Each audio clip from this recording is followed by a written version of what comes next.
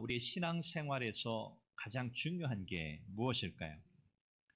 우리가 예배 드리는 것, 기도하는 것, 또 헌금하고 봉사하고 헌신하고 섬기는 일, 모두 다 신앙생활에서 중요한 일들입니다. 그런데 가장 중요한 것이 있습니다. 그것은 다름 아니라 하나님과의 관계입니다. 예배는 하나님과의 친밀한 관계 속에서 드리는 거고요. 기도도 하나님과의 관계 안에서 하나님과 나누는 깊은 영적인 대화라고 할 수 있겠죠. 우리의 말씀 읽는, 말씀을 묵상하는 일도 마찬가지입니다. 하나님의 뜻을 알고 또 깨닫고 그 말씀에 순종하기 위해서 결국은 하나님과의 관계 안에서의 말씀 묵상이라고 할 수 있겠죠. 봉사와 헌신도 마찬가지입니다. 하나님을 사랑하기 때문에 또 하나님을 향한 그 우리의 마음의 열정과 열심을 올려드리는 일이 바로 봉사와 헌신이겠죠. 그래서 우리의 신앙생활 모든 것은 하나님과의 관계 안에서 이루어지고 있다는 것을 우리는 잘 기억해야 합니다. 그러다 보니까 이 하나님과의 관계가 무너지게 되면 우리의 신앙생활 전반이 다 무너지게 되어 있어요. 반대도 마찬가지입니다. 하나님과의 관계가 잘 세워지면 우리의 신앙생활이 잘 세워지는 거예요. 우리는 경험적으로 잘 알고 있습니다. 하나님과의 관계가 소원해지고 멀어지면 여러분 가장 먼저 나타나는 증상이 뭐죠? 예배의 기쁨이 사라집니다. 하나님 앞에 나아가 우리의 마음을 열고 하나님의 은혜와 그 사랑과 자비를 높여드리고 찬양하는 그 예배 시간이 우리에게 별로 기다려지지 않고 우리의 마음에 큰 기쁨을 가져다 주지도 못합니다. 예배의 기쁨이 사라지면 말씀, 기도, 봉사, 헌신, 섬김, 이 모든 것들이 줄줄이 다 그 힘을 잃어버리게 되죠. 그 원인은 하나님과의 관계에서 문제가 생겼기 때문에 그렇습니다. 반대는 어떻죠? 하나님과의 관계가 늘 깊고 그 관계 안에서 우리가 진정한 만족을 누리게 되면요, 우리의 예배는 늘 사모하는 시간이 되고 말씀 묵상하고 기도하고 우리 주님과의 깊은 영적 교제를 나누는 그 시간은 그 어떤 일과도 타협할 수 없는 가장 소중한 시간이 될 겁니다. 섬기고 봉사하고 헌신하는 모든 과정도 하나님의 은혜, 하나님의 사랑에 대한 자발적인 수고이기 때문에 이것은 늘 기쁨과 감사와 감격 가운데 이루어질 겁니다. 그래서 우리의 신앙생활의 가장 중요한 것, 다름 아닌 하나님과의 관계입니다. 오늘 저는 여러분들과 함께 우리 자신이 하나님과의 관계를 점검하는 시간이 되면 좋겠습니다.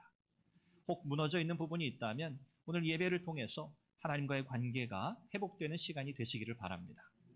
이것이 우리의 신앙의 핵심입니다. 우리가 서고 넘어지는 핵심이 바로 여기에 있습니다. 오늘 우리가 함께 읽은 이 스바냐서 이 3장 17절 말씀은 너무나 우리에게 익숙한 말씀이고 우리가 찬양으로도 참 오랜 세월 불러온 그런 매우 중요한 또 우리의 마음에 또 친숙한 그런 말씀이기도 합니다. 우리를 향하신 하나님의 사랑의 깊이와 넓이가 어떠한가를 우리에게 전달해주는 그런 말씀이라고 할 수 있겠죠. 자, 그런데 오늘 이 스바냐 선지자를 통해서 하나님께서 하신 이 말씀을 우리가 가만히 살펴보려면 먼저 그 시대적 배경을 이해해야 합니다. 좋은 때가 아니었습니다. 평온한 때가 아니었습니다. 하나님의 백성, 이 이스라엘 백성들, 유다 백성들, 그들은 그야말로 하나님을 제대로 섬기지도 않고요. 하나님도 섬겼다가 우상도 섬겼다가 내키는 대로 신앙생활하면서 자기 좋은 것들만 취하며 살았던 그런 시대가 이 스바냐 선지자의 시대였습니다. 하나님을 떠났다, 우상을 숭배했다, 여러분 그러면 다 끝난 거죠. 네, 우상이 등장하는 순간 모든 것이 다 엉망진창이 되는 겁니다. 이스라엘의 역사가 그렇지 않습니까? 하나님을 섬기는 하나님의 백성이 우상을 섬기기 시작하니까 모든 것이 다 무너지기 시작했어요. 영적으로 타락했습니다. 지도자들뿐 아닙니다. 종교 지도자들. 각 분야의 지도자들 다 타락했어요. 제사장들도 마찬가지죠. 위로부터 타락이 시작되니까요. 부패가 시작되니까 아래로 줄줄이 그 부패와 타락이 이어갑니다. 백성들이 전부 다 타락하게 되는 거예요. 하나님도 섬기고 우상도 섬기는 말도 안 되는 상황이 벌어진 겁니다. 하나님께서 이런 이 유다를 향해서 심판을 선언하세요. 이 스바냐서의 메시지가 하나님의 심판의 선언입니다. 자, 그런데 참 독특한 것은 이 스바냐서의 심판의 메시지가 심판으로 끝나지 않는다는 거예요. 하나님의 심판은 늘 그렇습니다. 하나님의 백성들을 완전히 멸절하시려고 심판하지 않으세요. 하나님의 말씀에 불순종하고 돌이키지 않으면 반드시 심판하세요. 그런데 하나님은 무엇을 위한 심판을 하시는가? 회복을 위한 심판입니다. 다시 하나님의 백성을 살려내시는 심판입니다. 그 중에 몇이 남는다고 해도 하나님은 그들을 통해서 다시 하나님의 백성들을 일으키신다는 거예요. 그것이 선지자들의 메시지였습니다. 오늘 스바냐서도 마찬가지예요.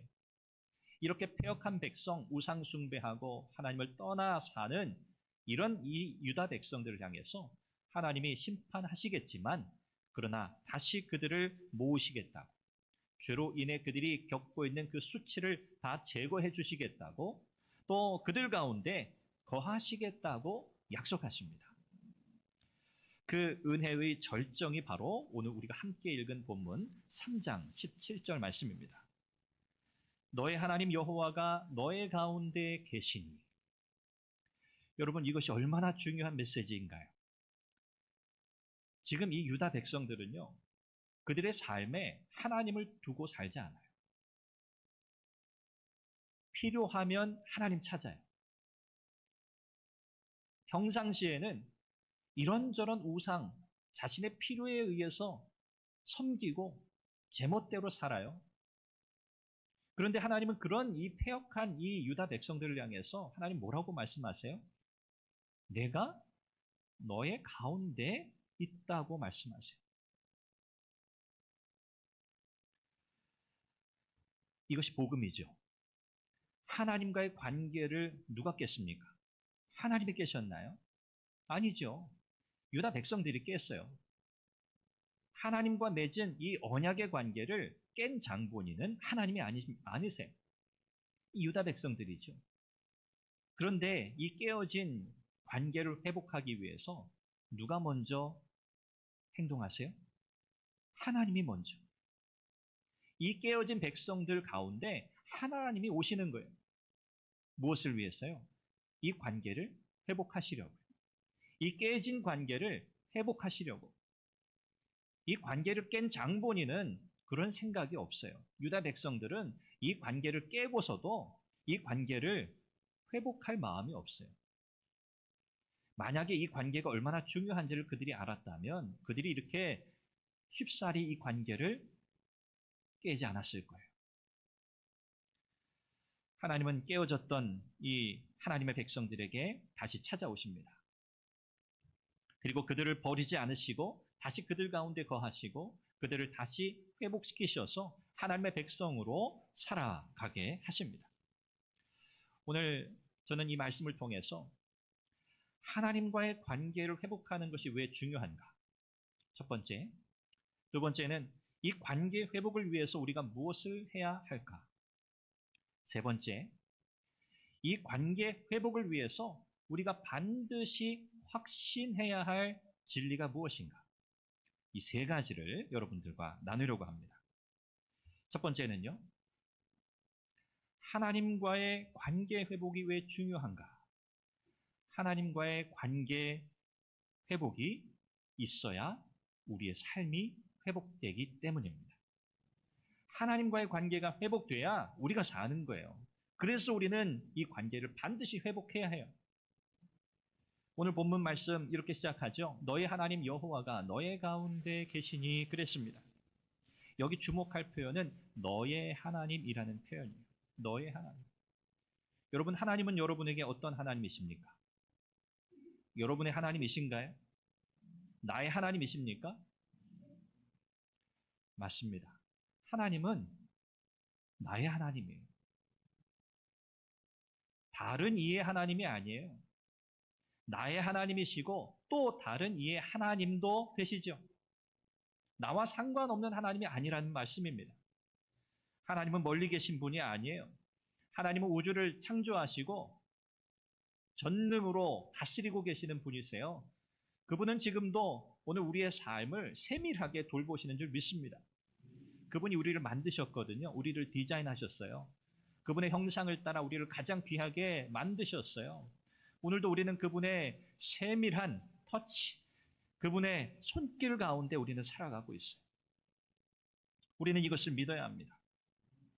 이 너의 하나님이라고 하는 이 표현은요, 매우 관계적인 표현이에요. 매우 관계적인 표현. 하나님과 우리 사이에 그 끊을 수 없는 그 관계. 그 관계를 오늘 이 말씀 속에 우리에게 그대로 전해주고 있습니다. 하나님은 오늘도 우리에게 말씀하고 계세요. 우리가 하나님과의 관계가 깨어질 수 있습니다. 오늘 여러분 가운데 하나님과의 관계가 말도 안 되게 깨어진 채로 여기에 계신 분이 있을 수도 있습니다. 그러나 오늘 이 유다 백성들을 향해 하나님이 하셨던 말씀처럼 하나님은 오늘 지금 이 시간 예배 가운데도 그런 여러분들 가운데 이렇게 동일하게 말씀하고 계세요. 나는 너의 하나님이야. 나는 너의 하나님이야. 이스라엘 백성들에게 가장 큰 복이 무엇이었을까요? 하나님이 그들 가운데 계신다는 복이었어요. 여러분, 이스라엘의 역사를 생각해 보십시오. 하나님께서 그들에게 가르쳐 주고 싶으셨던 매우 중요한 사실 가운데 하나는 진짜 복이 무엇인가였어요. 진짜 복이 무엇인가? 애굽에서 노예 생활하면서 여러분 그들이 얼마나 비참했겠어요. 노예로 산다는 것, 물론 우리는 그것을 깊이 이해할 수는 없을 거예요. 그러나 그들에겐 자유가 없습니다. 소유가 없습니다. 미래가 없습니다. 그냥 그렇게 살다 죽는 겁니다. 그런 이 이스라엘 백성들을 향해서 하나님이 베푸셨던 그 구원의 역사를 여러분 생각해 보세요. 그들이 애굽에서 나온 것 기적이었죠. 하나님의 은혜였죠. 광야로 들어서면서 여러분 하나님이 그들과 함께 하시지 않았다면 여러분 그들이 그 광야 길을 갈 수 있었을까요? 뜨거운 그 태양, 밤의 극심한 추위, 맹수들로부터의 공격, 하나님이 그들과 함께 하셨기 때문에 그들은 그 40여 년이라는 광야 길을 안전하게 갈 수 있었어요. 먹을 곳이 없는 곳에서 그들은 만나를 공급받았습니다. 마실 물이 없는 곳에서 그들은 마실 물을 공급받았습니다. 그들의 의복과 그들의 발이 부르트지 않고 해지지 않았다고 성경은 말씀합니다.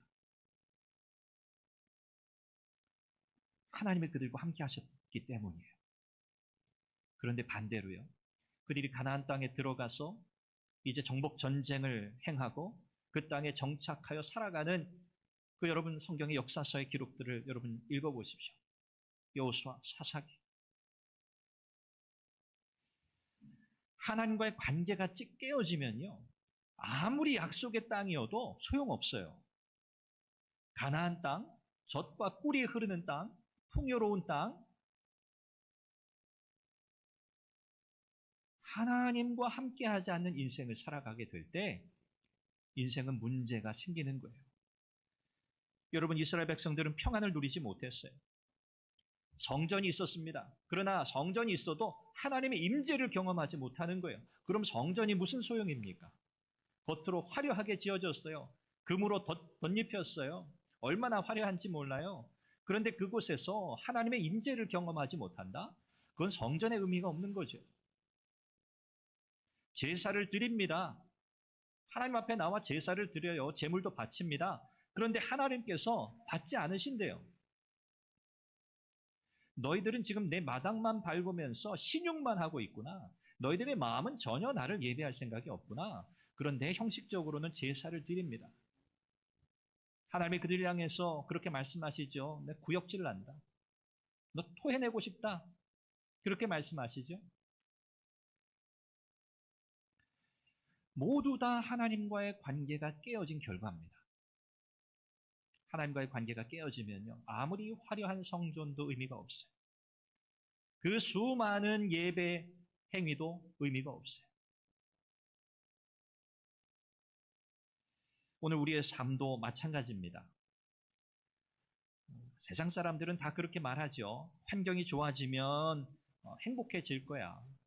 그래서 환경을 최적화하려고 애를 씁니다.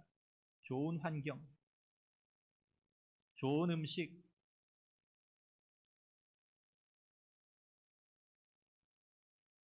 중요하죠. 네, 좋은 환경 중요합니다. 좋은 음식을 먹고 또 좋은 옷을 입고 여러 가지 좋은 여건에서 살아가는 것, 이것도 참 감사한 일이고 그것도 은혜고 우리에게 필요한 거지요. 그런데 그렇게 해서 우리가 진짜 행복해지는 게 아니에요. 우리의 진짜 문제는 뭐냐면 환경의 문제가 아닙니다. 눈에 보이는 것의 문제가 아니에요. 우리는 자꾸 눈에 보이는 것만 문제 삼으려고 해요. 그게 우리의 연약함이죠. 그러나 우리는 그 너머를 봐야 해요. 진짜 중요한 문제가 뭡니까? 하나님과의 관계예요. 내가 하나님과의 관계 속에 지금 바르게 서 있는가? 난 그 관계 속에서 내가 정말 믿음으로 하나님 앞에 서고 있는가? 여러분, 이것이 제일 중요한 거예요. 환경이 좋아도 이 문제가 해결 안 되면 그곳은 지옥이에요. 아무리 환경이 좋지 않다 해도 이 문제가 바로 되어 있으면요, 그곳은 바로 천국이에요. 하나님이 사람을 지으실 때 하나님은 관계적 존재로 창조하셨잖아요. 아담을 지으시고 하와를 지으실 때 삼위일체이신 하나님은 이 인간을 관계적 존재로 만드셨어요. 가장 중요한 관계, 하나님과의 관계예요. 하나님을 떠난 인간은 아무리 많은 것을 가져도요, 참된 만족을 누릴 수 없습니다. 이게 하나님의 정하신 법칙이에요. 하나님 없이 살아가는 인생은 마치 뿌리에서 잘려나간 나무와 같아요. 여러분, 푸르른 잎을 가진 나무 가지를 한번 잘라보셨죠? 꺾어보셨죠? 그러면 그 푸른 나무 가지가 금방 시드나요? 갑자기 생명을 잃고 후두둑 떨어집니까? 아니죠. 붙어 있어요. 색깔도 여전히 푸르러요. 그런데 뿌리로부터, 몸으로부터 잘려나간 그 가지는 결국 어떻게 되나요? 시간이 지나면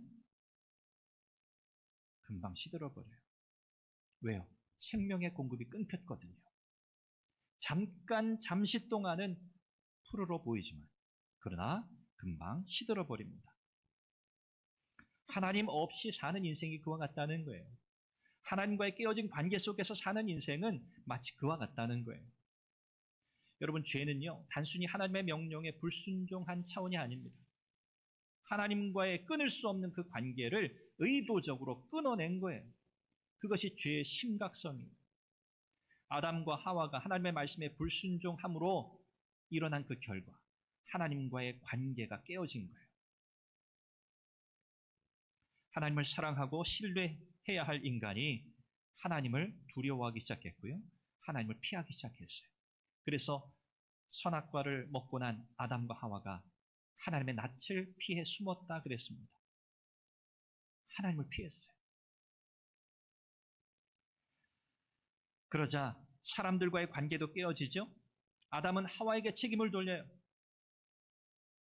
하와는요, 뱀에게 책임을 돌려요. 아담과 하와의 타락으로 인해서 모든 피조세계도 고통과 신음 가운데 빠지게 되었어요. 하나님과의 관계가 깨어지고요. 사람과 사람 사이의 관계가 깨어지고요. 사람과 피조세계와의 관계가 깨어진 거예요. 이 삼중 구조를 잘 이해하셔야 돼요. 하나님, 사람, 세상. 오늘 이 세상에 일어나는 모든 고통과 모든 신음과 모든 악의 문제는 바로 이 삼중 구조의 깨어짐의 결과예요. 하나님과의 관계가 회복되어야 우리의 삶도 회복됩니다. 여러분, 이 사실을 굳게 믿으셔야 합니다. 물론 하나님과의 관계가 회복된다고 해서 우리의 모든 문제가 즉시 사라지는 것은 결코 아닙니다. 문제는 여전히 있습니다. 그러나 하나님과의 관계가 회복되면 문제를 바라보는 관점이 달라지기 시작합니다. 혼자 문제를 감당하는 것이 아니고요. 하나님께서 나와 함께 하신다는 확신을 가지고 그 문제 하나하나 믿음의 눈으로 바라보면서 하나님의 은혜를 구하며 해결해 나가게 되는 거죠. 오늘 성경은 우리에게 그 하나님이 어떤 분이신가? 그분은 구원을 베푸실 전능자시다라고 분명하게 선언합니다. 그 하나님은 전능자세요. 우리를 어떤 상황에서도 건지실 수 있는 전능자시라는 거예요. 이 전능자라는 말은 강한 용사, 능력자 그런 의미를 가지고 있습니다. 하나님은 조금도 부족한 것이 없는 분이세요. 그분의 능력에는 한계가 없어요. 그분은 무엇이든지 하실 수 있는 분이에요. 우리는 그 하나님을 굳게 붙들어야 합니다. 하나님과의 관계가 깨어지고 하나님으로부터 멀어지면 여러분 하나님이 아니라 문제가 더 크게 보이죠? 우리는 하나님을 더 크게 봐야 돼요. 하나님을 더 크게 보는 방법은 딱 한 가지예요. 하나님이 우리를 구원하실 전능자이심을 믿는 거예요. 그 하나님과의 관계를 바로 세우는 거예요. 하나님은 우리를 죄에서 구원하시고 두려움에서 건져내시고 절망 가운데서 다시 일으키시는 분임을 믿으시기를 바랍니다. 그래서 여러분 환경의 변화보다 무엇이 우선이에요? 하나님과의 관계 회복이 우선입니다. 일이 잘 되는 것보다 하나님과 가까워지는 것이 우선입니다. 여러분 직장 생활하시고 사업하시고 우리 학생들 공부하고 똑같습니다. 하나님과의 관계가 우선이에요. 한번 따라하시죠. 하나님과의 관계가 우선이다. 잊지 말자. 잊지 말자. 잊지 말자. 두 번째는요. 하나님과의 관계 회복을 위해서 우리가 반드시 해야 할 것이 있습니다. 그것은 다름 아니라 회개입니다. 죄에서부터 돌이키는 겁니다. 하나님과의 관계 회복이 저절로 일어나지 않겠죠. 당연합니다. 하나님은 먼저 우리에게 은혜를 베푸세요. 이 순서를 잘 기억하세요. 하나님은 우리에게 먼저 은혜를 베푸십니다. 그런데 그 은혜 앞에서 우리는 반드시 회개와 믿음으로 응답해야 합니다. 앞서는 은혜, 하나님의 은혜가 늘 앞선다는 것을 기억하셔야 돼요. 우리가 회개할 수 있고 우리가 믿음으로 반응할 수 있는 이유는 하나님이 앞서 우리에게 은혜를 베푸셨기 때문에 그래요. 이미 베푸신 은혜 안에서 우리는 회개와 믿음으로 하나님 앞에 나아가야 하는 거죠. 이 스바냐서의 1장, 이 앞부분의 내용을 보면 이 유다 백성들이 하나님과 멀어진 이유가 무엇인지를 소개하고 있습니다. 그들이 하나님을 완전히 버린 게 아니었어요. 양다리 걸친다 하잖아요. 아직 한쪽 다리는 하나님에게 걸쳐 놓았어요. 그런데 말씀드린 것처럼 하나님도 섬기면서 우상도 섬겼어요. 스바냐 선지자가 1장 5절에 보면 이런 이 유다 백성들을 책망합니다.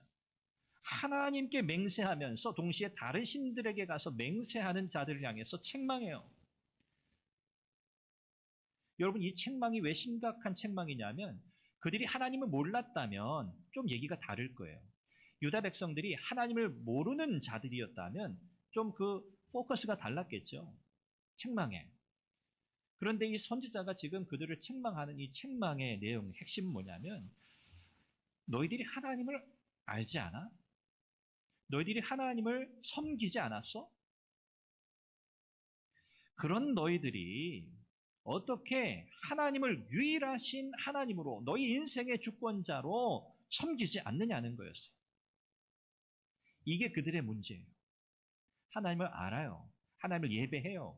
그런데 그들은 하나님을 그들의 인생의 주권자로 인정하지 않았다는 거예요. 하나님을 삶의 한 부분으로 남겨두었어요.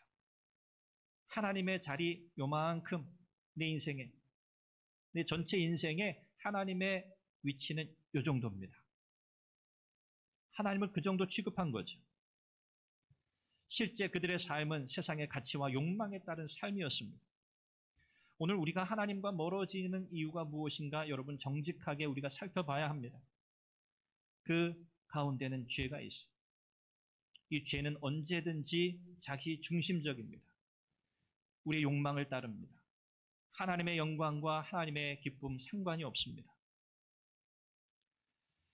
하나님보다 다른 것을 더 사랑하고 하나님보다 더 다른 것을 의지하고 하나님의 뜻보다 내 뜻을 더 의지하는 그 우리의 마음, 이 모든 것이 다 죄입니다. 그래서 오늘 가장 심각한 우상은 마음의 우상이라고 표현하죠. 마음의 우상.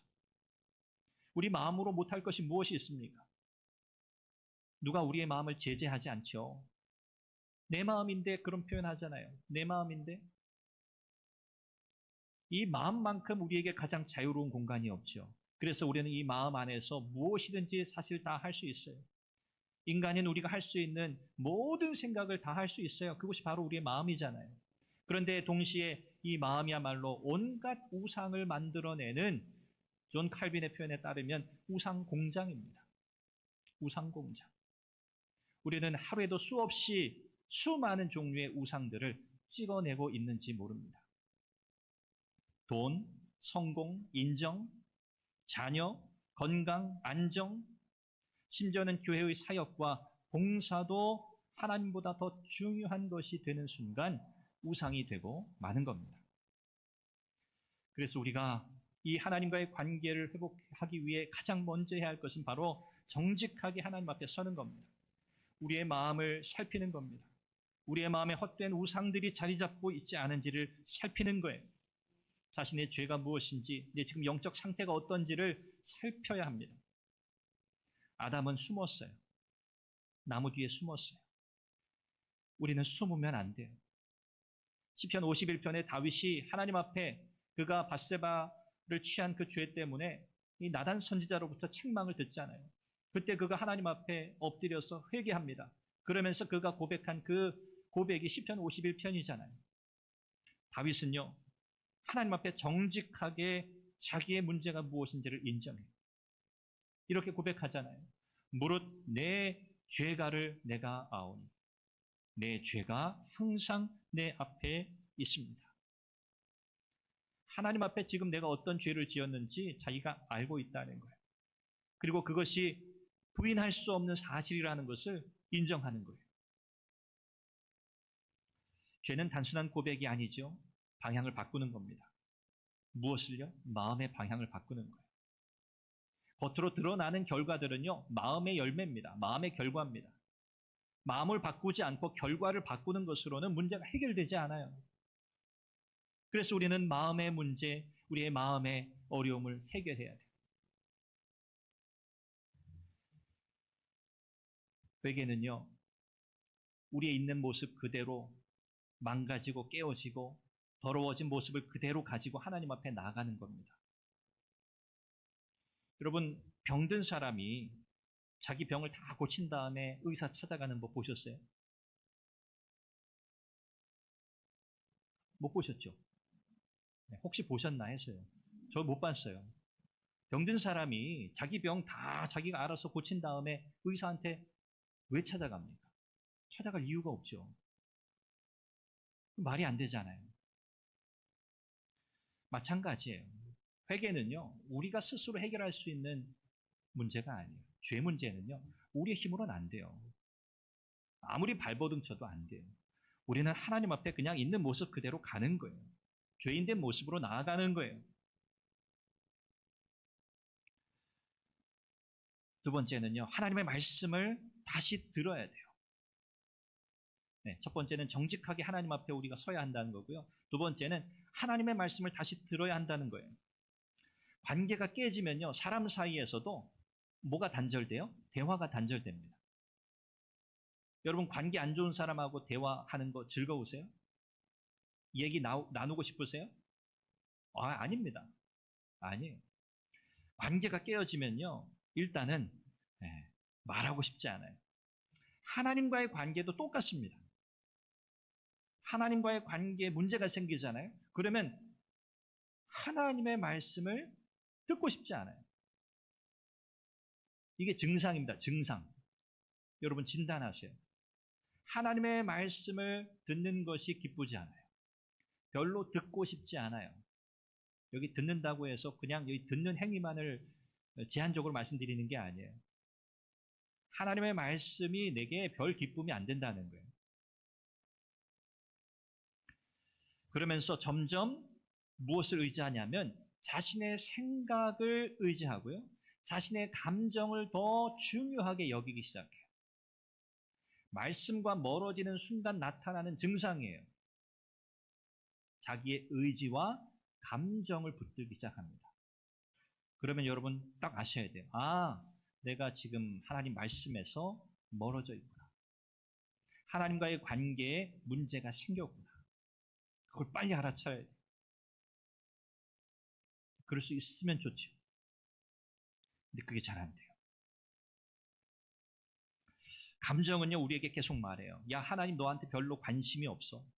하나님 너를 버리신 걸일지도 몰라. 이게 우리의 감정이 우리에게 호소하는 거예요.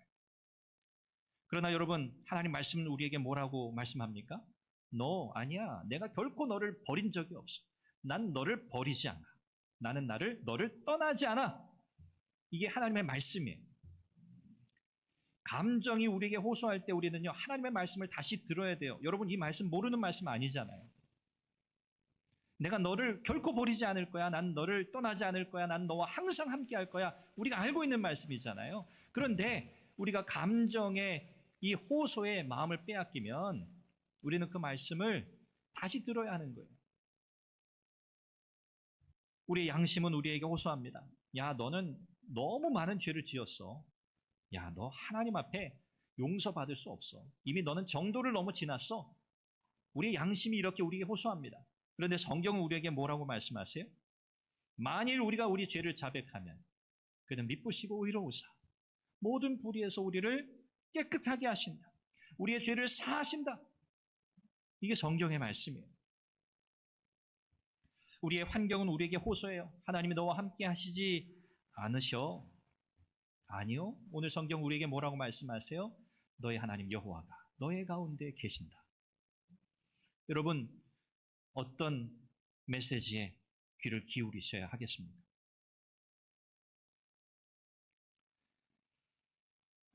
세 번째는요, 예수 그리스도를 의지해서 하나님께 나아가야 돼요.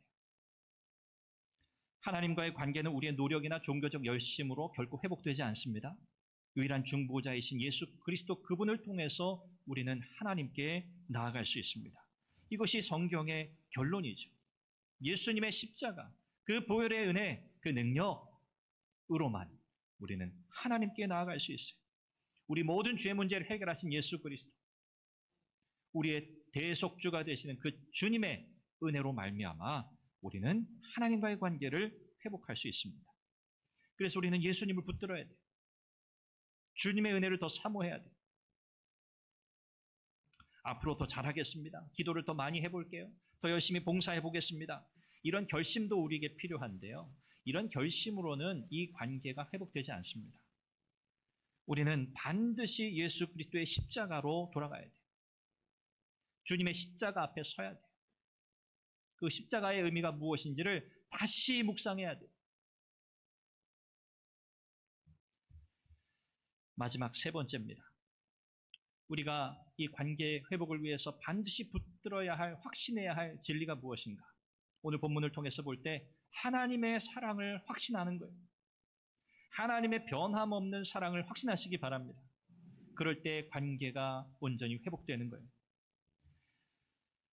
우리가 하나님 앞에 죄를 회개하면서 하나님 앞에 나아가죠. 그런데 여전히 우리는 주춤주춤 할 때가 있어요. 머리로는 압니다. 하나님 용서하시지. 회개하면 하나님 용서하시지. 그런데 실제로 우리의 마음으로는 확신이 안 설 때가 있어요. 내가 너무 큰 죄를 지어서일 수 있습니다. 하나님이 정말 나를 받아주실까? 이런 형편없는, 염치 없는 이런 내 모습을 주님이 또 받아주실까? 나에게 너무 실망하셨을 거예요. 마지못해서 그냥 나를 용서해 주시는 건 아닐까? 내가 지금보다는 조금 더 나은 수준으로 좀 변화된 후에야, 그때야 하나님 앞에 나아가면 하나님이 조금 더 기뻐하시지 않을까? 여러분, 이런 생각을 할 수는 있습니다만 이런 생각들이 하나님과의 관계 회복을 가져다 주지 못해요. 여러분, 몇 가지로 여러분들이 다음의 내용을 확신하시길 바랍니다. 오늘 본문을 통해서 볼 때 첫 번째는요, 하나님이 여러분을 기뻐하세요. 여러분, 이것을 확신하세요. 오늘 본문이 말씀하잖아요. 그가 너로 말미암아 기쁨을 이기지 못하신다. 하나님은 저와 여러분들을 바라보시면서 크게 기뻐하신다고 말씀하세요. 우리가 하나님을 생각할 때 여러분, 하나님은 막 화가 잔뜩 난 재판관처럼 여겨질 때가 있지 않습니까? 하나님이 그냥 우리를 단칼에 내려치실 것 같은 그런 무서운 하나님으로 여러분 혹시 생각하고 계실 때가 있지는 않습니까? 물론 하나님은 거룩하시고 의로우신 재판장이시죠. 그런데 하나님은 그리스도 안에서 구원받은 자기 백성을 기뻐하시는 분이세요. 우리는 여전히 형편없습니다. 우리는 여전히 죄를 짓습니다. 또 죄를 지을 겁니다. 그런데 하나님이 저와 여러분들을 보실 때 예수 그리스도 안에서 보신다는 거예요. 이것이 은혜예요. 예수님이 없으면요, 저와 여러분들은 하나님의 진노와 심판에서 도망갈 길이 없는 인생이에요. 멸망받을 인생이에요. 그런데 하나님이 저와 여러분들을 예수 그리스도 안에서 보신다는 거예요. 그게 하나님의 약속이에요. 그래서 하나님은 우리를 기뻐하실 수 있는 거예요. 우리가 뭐 기뻐할 만한 건덕지가 없잖아요. 하나님 보실 때 우리의 무엇을 보고 하나님이 기뻐하시겠어요? 무엇이 그분을 만족시키겠어요? 단 한 가지예요. 우리의 잘남 아닙니다. 오직 예수 그리스도예요. 예수님 때문에 저와 여러분들은 살고 있는 거예요. 오늘 하나님이 그리스도 안에서 저와 여러분들을 사랑받는 자녀로 보고 계신다. 여러분, 이 사실이 여러분들에게 큰 위로가 되시길 바라요. 하나님과의 관계 회복을 위해서 여러분 이것을 붙드셔야 돼요. 우리가 실패할 수 있지만 그 실패가 너무 사실은 너무 큰 실패여서 하나님께서 그 실패를 바라보실 때 이거 두 번 다시는 안 돼? 하실 수 있는 실패를 우리가 할 수는 있습니다. 하나님이 우리의 실패를 그냥 가볍게 보시는 분은 아니세요. 그런데 실패한 우리를 하나님 버리지 않아요. 버리지 않아요. 회개하고 다시 돌아오게 하세요. 이것이 하나님의 자녀의 특권이에요. 여러분, 두 번째 확신하실 것은요, 하나님이 우리를 잠잠히 사랑하신다는 사실을 확신하셔야 돼요. 여기 잠잠히 사랑하신다, 이것은 자기 백성을 평안하게 하신다, 그런 의미도 있는데 저는 그 의미보다는 말하지 않아도 알아요.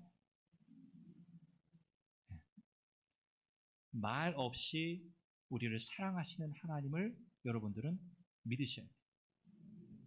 우리 아이들 키울 때 보면 우리 자녀들, 또 주일학교 여러분 교사 오래 해보시면 참 말썽 피우는 아이들 있죠. 그 아이들 때로는 말로 책망하고 교훈하기도 하지만 그 아이들 이렇게 꼭 안아주면서 등 토닥토닥. 여러분 그 경험이 있으시죠? 누군가 내가 어렸을 때, 저도 어릴 때 주일학교 생각해보면 혼나야 되는데 그냥 아무 말씀 안 하시고 꼭 안아주시는, 그건 말이 필요 없죠.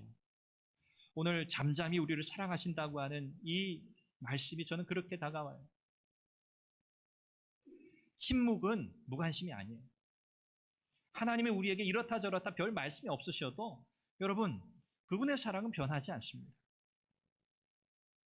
기도가 나오지 않을 때도, 눈물을 흘릴 수밖에 없을 때도 하나님은 우리를 변함없이 사랑하세요. 하나님의 사랑은 우리의 감정에 의해 결정되지 않아요.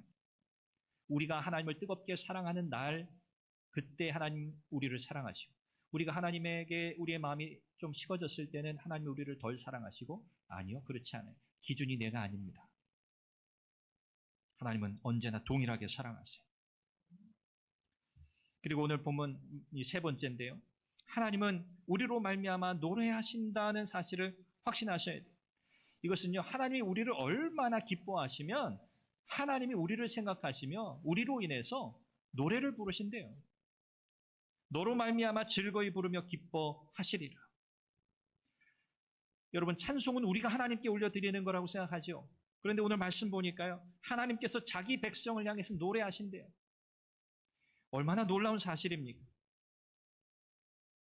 이것은 하나님의 사랑이 얼마나 적극적인가, 그 사랑이 얼마나 풍성한가를 우리에게 보여주는 말씀입니다. 하나님은 우리를 용서하시고 받아들이시고 기뻐하시고 노래하시는 하나님입니다. 여러분 이 사실을 꼭 붙드시기를 바랍니다. 말씀을 맺습니다. 오늘 우리가 혹 하나님과의 관계가 멀어졌다고 생각됩니까? 여러분, 답은 하나입니다. 하나님께로 돌아가십시오. 하나님께로 돌아가세요. 예배의 자리로 돌아가세요. 여러분의 죄와 허물을 하나님 앞에 있는 그대로 고백하세요. 여러분의 마음속에 하나님보다 더 사랑했던 마음의 숱한 우상들을 다 내려놓으세요. 말씀과 기도와 예배의 자리로 돌아와서 무엇보다 예수 그리스도를 의지하시기를 바랍니다. 우리 주님의 은혜를 붙드시기를 바랍니다. 여러분의 결심이 아니에요. 여러분의 결단이 아니에요. 예수 그리스도의 십자가를 붙드시는 거예요.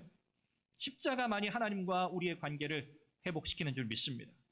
우리의 공로가 아닙니다. 예수님의 십자가의 공로가, 그 의가 오늘 저와 여러분들을 하나님 앞에 서게 하는 줄 믿습니다. 하나님의 사랑을 확신하십시오. 마지못해 우리를 맞아주시는 분이 아닙니다. 탕자의 이야기를 기억하십시오. 우리를 사랑하시고 기뻐하시고 품으시고 우리로 말미암아 노래를 부르시는 그 하나님, 여러분, 그 하나님을 우리가 더 뜨겁게 사랑해야 하지 않겠습니까? 하나님과의 관계가 새롭게 회복되는 은혜가 있으시기를 바랍니다. 하나님이 저와 여러분들로 인하여 기뻐하시고 우리는 그로 인하여 하나님을 더 영화롭게 하고 하나님께 찬송 올려드리는 복된 신앙의 삶이 이루어지기를 주님의 이름으로 축원합니다. 기도하겠습니다. 우리 한 목소리로 기도하시오. 하나님과의 관계가 온전히 회복되게 하옵소서. 이 제목으로 한 목소리로 기도합니다. 자비하신 아버지 하나님, 은혜와 사랑을 감사합니다. 오늘도 주께서 우리에게 허락하신 이 복된 이 예배, 하나님의 말씀을 함께 나누어 듣는 이 시간, 하나님과의 관계가 하나님 우리의 삶 속에 온전히 회복되기를 원합니다. 하나님, 무너진 것을 다시 세워 주시옵소서. 하나님 앞에 나아가 우리의 마음을 열어놓고 하나님 진심으로 하나님의 은혜를 구하며 하나님 우리의 죄와 허물을 고백하며 죄의 자비와 긍휼을 힘입어 다시 한번 힘있게 일어나는 하나님의 사람들이 다 되게 하여 주시옵소서. 하나님을 영화롭게 하는 하나님의 찬송이 되는 하나님 복된 인생이 다 되도록 은혜를 더하여 주시옵소서. 성령 하나님, 은혜를 부어 주옵소서. 우리를 사랑하시는 아버지 하나님, 우리를 창조하시고 언약 백성으로 불려주셨지만 우리가 하나님보다 세상을 더 사랑하고 하나님보다 다른 것들을 더 의지했음을 고백합니다. 우리의 죄를 용서해 주시고 예수 그리스도의 십자가를 의지하며 다시 하나님 앞에 나아가게 하여 주옵소서. 우리의 감정과 환경보다 하나님의 말씀을 더욱 신뢰하게 하시고 우리 가운데 계시는 구원의 하나님을 바라보게 하여 주옵소서. 우리를 마지못해 용납하시는 것이 아니라 기뻐하시고 잠잠히 사랑하시고 우리로 말미암아 즐거이 노래하시는 하나님의 마음을 깊이 깨닫게 하여 주옵소서. 하나님의 사랑을 얻기 위해 애쓰는 종교 생활에서 벗어나게 하시고 그리스도 안에서 이미 받은 사랑에 감사하며 순종하는 삶을 살아가게 하여 주옵소서. 하나님과의 관계가 회복되므로 우리의 예배와 기도와 또 우리의 모든 인생의 여정이 새롭게 회복되게 하여 주옵소서. 예수 그리스도의 이름으로 기도합니다.